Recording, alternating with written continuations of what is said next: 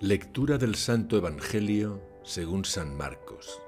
En aquel tiempo se acercó a Jesús un leproso, suplicándole de rodillas: «Si quieres, puedes limpiarme».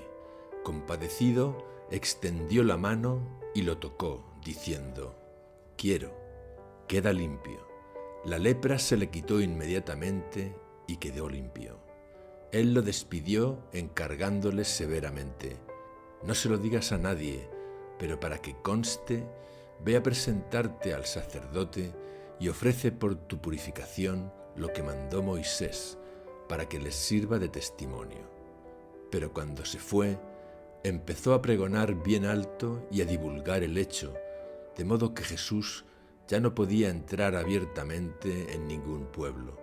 Se quedaba fuera, en lugares solitarios, y aún así acudían a él de todas partes. Palabra del Señor. Después de pronunciar el sermón de la montaña en el monte de las bienaventuranzas, Jesucristo desciende del monte para llevar a cabo la sanación de un leproso. Este acontecimiento queda registrado en los 3 evangelios sinópticos de Mateo, Marcos y Lucas, marcando los inicios del ministerio público de Jesucristo. La tradición cristiana asume que la sanación del leproso debió ocurrir en las laderas del Monte de las Bienaventuranzas, en las proximidades de la denominada Cueva del Leproso, entre Tabga y Cafarnaún, frente al lago de Galilea. El Levítico 13:45-46 dice: «El enfermo de lepra andará con la ropa rasgada y la cabellera desgreñada, con la barba tapada y gritando: impuro, impuro. Mientras le dure la afección, seguirá siendo impuro. Es impuro y vivirá solo y tendrá su morada fuera del campamento». En resumen, la tradición judía insiste en que la lepra es consecuencia del pecado y que la calumnia, la difamación, hablar mal de los demás puede causar lepra, que es un mal contagioso y hace que otros calumnien y difamen también. Finalmente, la lepra se identifica con la muerte y concluye que los leprosos deben vivir en soledad fuera de la ciudad. Así, en las afueras de las ciudades había barrios leprosos. Sabemos por los textos de Qumrán que, por ejemplo, Betania, cerca de Jerusalén, era probablemente un pueblo habitado por leprosos o exleprosos. Recordemos cómo Jesús va a casa de Simón, llamado el leproso, según los evangelios de Mateo y Marcos. Para readmitir a un leproso en la comunidad, se exigía la constatación de su curación y una ceremonia de purificación de acuerdo con el Levítico 14:2-32. El sacerdote examinaba al leproso para comprobar que ya estaba curado de su lepra. Entonces se realizaba una ceremonia de purificación mediante aspersiones de una mezcla de sangre y agua, y entonces era declarado puro. Según la tradición judía, al llegar al monte Sinaí, el pueblo de Israel estaba compuesto mayoritariamente por enfermos.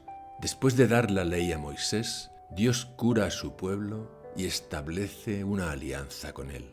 De modo semejante, en el Evangelio de hoy, Jesucristo, tras proclamar la nueva ley, las bienaventuranzas, desciende del monte seguido de multitudes, extiende la mano, toca y el leproso queda limpio.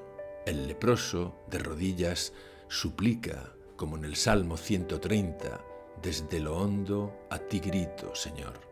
Señor, escucha mi voz, estén tus oídos atentos a la voz de mi súplica». Y dice: «Señor, si quieres, puedes limpiarme». «Si quieres», dice el leproso, es decir, se acerca con fe y humildad, reconociendo el poder de Jesús. Y Jesucristo, compadecido, conmovido en sus entrañas, no solo muestra una emoción exterior o una compasión hacia los enfermos, hacia los pobres, sino que es Dios mismo, sus entrañas. Cristo revela la esencia misma de Dios, sus entrañas de misericordia que regeneran al leproso. Extendió la mano y lo tocó diciendo: quiero, queda limpio. Aquí hay una clara alusión al siervo sufriente de Isaías 53, aquel que cargó con nuestras enfermedades, tomó sobre sí nuestros dolores. Y dice Jesús: ve a presentarte al sacerdote y ofrece por tu purificación lo que mandó Moisés. En el ritual de purificación descrito en el Levítico se utilizaba agua y sangre, lo que prefigura la cruz de Cristo, el verdadero sumo sacerdote, que nos purifica profunda y totalmente. Así, vemos a Jesucristo como sacerdote descendiendo hacia nosotros, tocando nuestra miseria. El Cordero inocente sin pecado no tiene asco de mancharse, de tocar nuestras enfermedades, nuestros pecados, para cargarse con ellos y por sus llagas ser purificados, ser curados, ser regenerados, especialmente por el torrente de sangre y agua de su costado. Y ya no podía entrar, se quedaba afuera y acudían a él. Constantemente vemos personas con enfermedades, incluida la lepra espiritual. Sentimos que perdemos la vida, que nos corrompemos, nos encontramos solos, excluidos de la comunidad.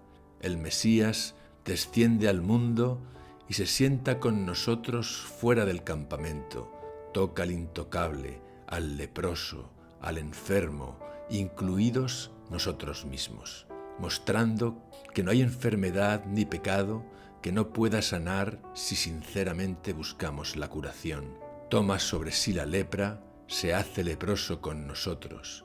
La misericordia de Jesucristo está vinculada a nuestra disposición para ser transformados.